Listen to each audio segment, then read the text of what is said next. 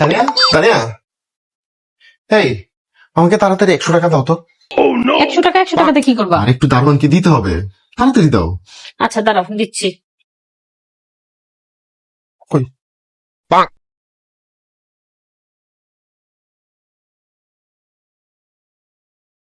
দাও। Thank you.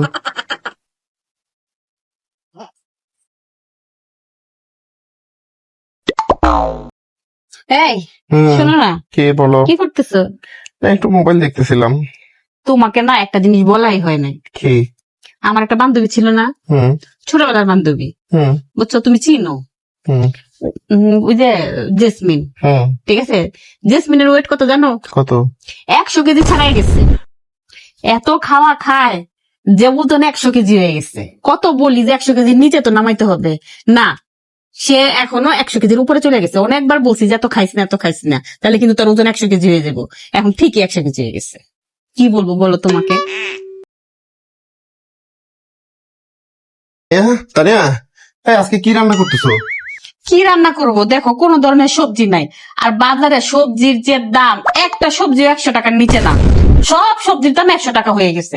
মানে এইভাবে কি সবজিও তো খাইতে পারবো না দুদিন পরে। সবই যদি এরকম 100 টাকা কেজি থাকে তাহলে কি হয় বলো তো? কোন ধরনের সবজি নাই বাসায়, কি রান্না করব? সব সবজির দাম 100 টাকা ছাড়াই গেছে। এগুলো হইলো কিছু? কি যে করি বলো, এখন না বাসা থেকে বের হইতেও ইচ্ছা করে না। মানে রিক্সায় উঠলাম, কোন জায়গায় গিয়ে নামলাম, সেখান থেকে যদি আমি আবার বাসায় আসি তাই 100 টাকা ভাড়া চলে যায়। ঠিক আছে, মানে রিক্সায় ওঠা যায় না। কি এক যন্ত্রণার মধ্যে পড়ছি।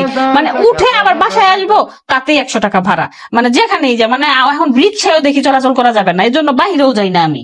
এত 100 টাকা ভাড়া, মানে বাসা থেকে বের হইলে 100 টাকা খরচ হয়ে যায়। মানে কি একটা যন্ত্রণার মধ্যে আসছি।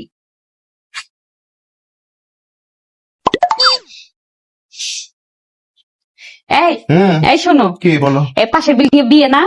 হ্যাঁ, ভাবি কি বললো জানো? কি? ছেলেদের বাসা থেকে নাকি মাত্র 100 জন বরযাত্রী ওরা এলাও করবে। এটা কোনো কথা হইলো? একটা 100 জন বরযাত্রী আর কয়জন?